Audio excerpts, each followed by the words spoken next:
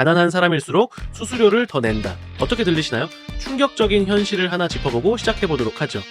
바로 서울 저소득층의 28%가 법정 최고금리 39%보다 높은 이자로 돈을 빌렸다는 사실입니다.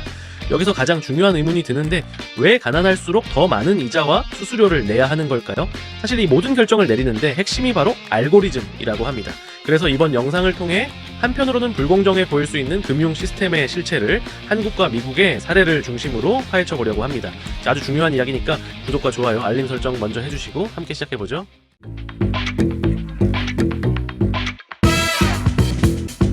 한국에는 서민을 위한 저금리 정책자금이 분명히 존재합니다.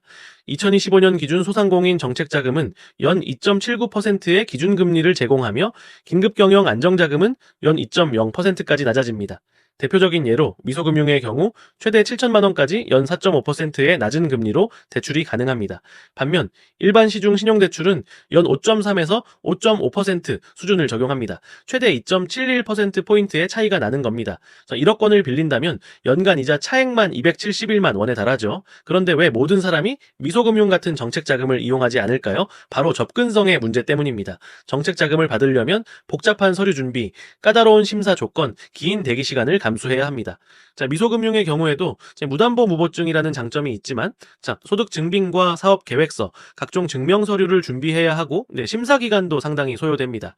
특히 급전이 필요한 상황에서는 이런 절차를 기다릴 여유가 없죠.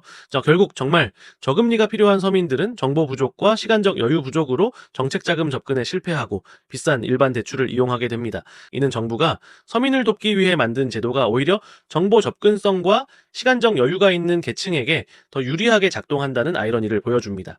급한 돈이 필요할수록, 즉 경제적으로 어려울수록 더 비싼 금융비용을 부담해야 하는 구조적 모순이 여기서 발생합니다. 한국 금융 시스템의 두 번째 문제는 고용 형태에 따른 체계적 차별입니다. 32세 디자이너 A씨의 이야기를 예로 들어보죠.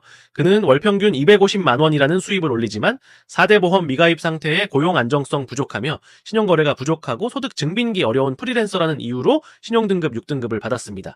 그 결과 마이너스 통장 이자율이 연 6%에서 7%에 연간 수수료 5만 원까지 부과됩니다. 같은 소득의 정규직 직장인이라면 신용등급 3에서 4등급에 해당되며 연 5.5 정도의 금리를 받을 수 있는데 말이죠.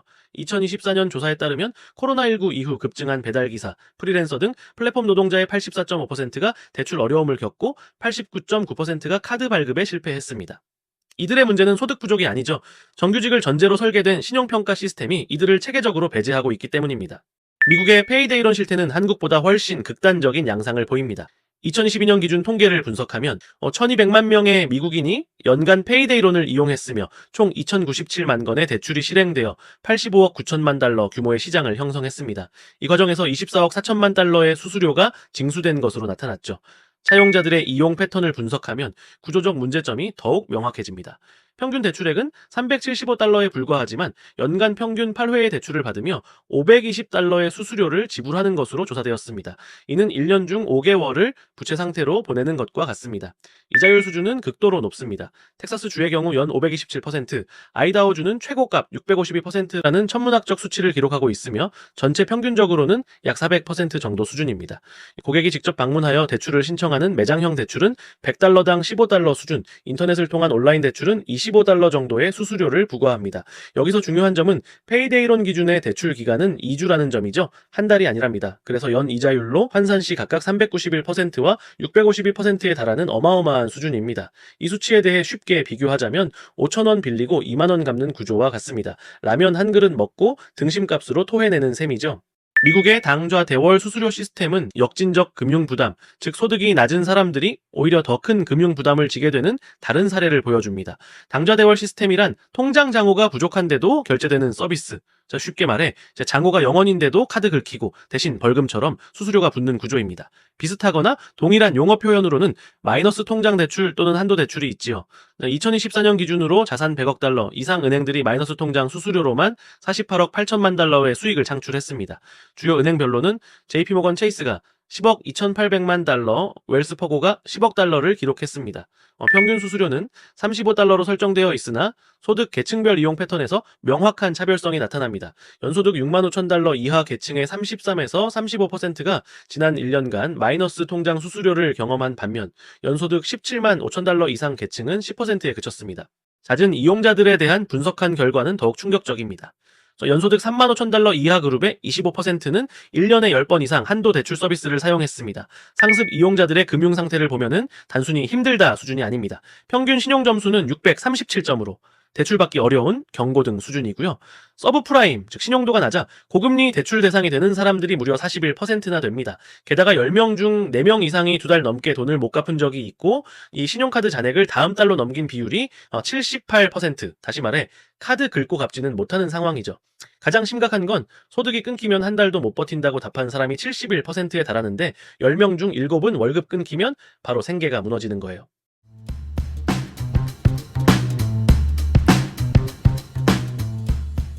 이러한 불평등 구조의 핵심에는 신용평가 알고리즘이 자리하고 있습니다. 미국 FICO 신용점수 시스템의 구성 요소를 분석하면 결제 이력 35%, 신용 활용률 30%, 신용 이력 기간 15%, 신용 종류 10%, 신규 신용 10%의 비중으로 설계되어 있습니다. 이러한 구조는 본질적으로 신용이 있어야 신용을 얻을 수 있다는 순환 논리를 내포하고 있는데 초기 신용 접근성이 제한된 계층은 지속적으로 불리한 위치에 놓이게 되는 시스템적 편향이 존재한다는 뜻입니다. 한국의 경우도 유사한 구조적 문제를 안고 있습니다.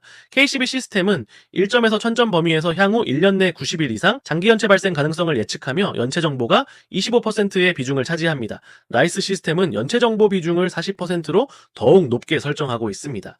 2024년 12월 기준 데이터를 보면 신용점수 구간별 장기 연체 가능성에서 900에서 1000점 구간은 0.10%, 600에서 1000점 구간은 0.96%로 상당한 격차를 보입니다. 결과적으로 이러한 알고리즘은 표면적 객관성을 유지하면서도 경제적 안정성을 보유한 계층에게 구조적으로 유리한 시스템을 구축하고 있습니다. 저소득층은 자동적으로 고위험군으로 분류되어 고금리와 높은 수수료 부담의 대상이 되는 것이죠. 이게 진정한 금융이라면 신용 없는 사람은 시험도 안 본 수능에서 재수, 삼수 강제 확정된 거나 마찬가지인 셈입니다. 많은 전문가들이 핀테크 기술의 도입을 통해 금융 서비스의 민주화와 공정성 향상을 기대했었죠. 그러나 기술 중립성에 대한 믿음은 실증적 사례들을 통해 재검토될 필요가 있습니다. 기술이 공정할 거라 믿는 건 AI한테 소개팅 맡기면 내 이상형 골라줄 줄 아는 수준의 착각이거든요. 2019년 애플 카드 논란은 대표적인 사례입니다. 동일한 경제적 조건을 보유한 부부에게 남편은 높은 신용 한도를, 아내에게는 현저히 낮은 신용 한도를 제공한 사건이 발생했습니다. 골드만삭스는 법적 위반이 아니라고 주장했으나 알고리즘이 성별을 간접적으로 고려했음이 명백히 드러났습니다. 아마존의 AI 채용 시스템 사례도 유사한 문제점을 보여줍니다. 2014년부터 2015년까지 남성 중심의 채용 데이터를 학습한 AI가 여성 키워드가 포함된 이력서를 체계적으로 배제하는 결과를 낳았습니다. 하지만 국내 핀테크 업계에서는 정부의 상생금융 정책으로 인한 독특한 형태의 차별 문제가 발생한 적이 있다는 사실을 아시나요? 2023년 8월부터 10월까지 진행된 것으로 매우 이례적인 사례들이 있습니다. K뱅크는 중저신용자에게 4.20%, 일반 고객에게 7.04%의 금리를 적용했으며 카카오뱅크는 중저신용자 4.043%, 일반 고객 5.445%의 차등 금리를 적용했습니다. 이것이 의미하는 바는 고신용자보다 중저신용자에게 더 낮은 대출 금리를 제공하는 일종의 금리 역차별 현상이 나타났다는 점입니다. 하지만 다행히도 전 세계적으로 기존 금융 시스템의 한계를 극복하려는 대안적 금융 실험들이 확산되고 있습니다. 영국의 크레딧 유니온은 주목할 만한 성과를 보이고 있습니다. 2024년 4분기 기준 215만 명의 조합원이 참여하고 있으며 48.9억 파운드의 자산을 보유하고 있습니다. 비영리 협동조합 형태로 운영되어 저금리 대출과 수수료 면제 서비스를 제공하는 모델입니다. 디지털 은행들의 성과도 주목할 만합니다. 미국의 차임은 2024년 860만 명의 월간 활성 사용자를 확보하며 17억 달러의 수익을 달성했습니다. 전년 대비 30% 성장한 수치로 무수수료 서비스와 혁신적 사용자 경험이 인정받은 결과입니다. 한국의 토스뱅크는 2021년 10월 출범 후 3년 만에 2024년 연간 순이익 457억 원을 기록하며 첫 흑자 전환에 성공했으며 2023년 3분기부터 6분기 연속 흑자를 이어가는 안정적인 수익 기반을 확보했습니다. 특히 2024년 한 해 동안 약 290만 명의 신규 고객을 유치해 총 1178만 명의 고객을 확보했다는 점이 어마어마한 확장력을 보여줍니다. BNPL 서비스의 급성장도 주목됩니다. 글로벌 BNPL 시장은 2021년 1,200억 달러에서 2025년 5,760억 달러로 성장할 것으로 전망되는데 이 와중 미국의 MZ세대의 약 50%가 지난해 BNPL을 이용한 것으로 조사되었습니다. 이 대한금융 실험들의 공통점은 전통적인 금융 서비스에서 소외된 계층에 대한 접근성을 높인다는 점입니다. 중저신용자 대출 비중을 높은 수준으로 유지하며 금융포용성 확대라는 사회적 가치를 실현하는 동시에 새로운 수익 기회를 창출하는 것이죠. 핀테크는 분명 금융 서비스의 접근성을 높이고 효율성을 개선할 잠재력이 있습니다. 그러나 기술은 중립적이라는 신화에 안주해서는 안 되죠. 알고리즘은 과거 데이터에 내재된 사회적 편견을 학습하고 증폭시키며 때로는 인지하지 못한 와중에 새로운 형태의 차별을 만들어낼 수 있으니까요. 오늘의 영상은 여기까지입니다. 기성은행과 신생 디지털 은행들의 공격적인 파이 싸움이 어떻게 끝나게 될지, 그리고 가까운 미래에 디지털 은행에 이어 또 다른 형태의 사업자가 나타날지 궁금해지는 순간이네요. 이 영상에 대한 여러분의 생각을 댓글로 알려주시고 영상이 도움이 되었다면 구독과 좋아요 부탁드립니다. 여러분의 구독과 좋아요 한 번의 클릭이 채널 운영에 큰 힘이 된답니다. 그러면 다음 영상에서도 알차고 인사이트 넘치는 영상으로 여러분을 찾아뵙도록 하죠.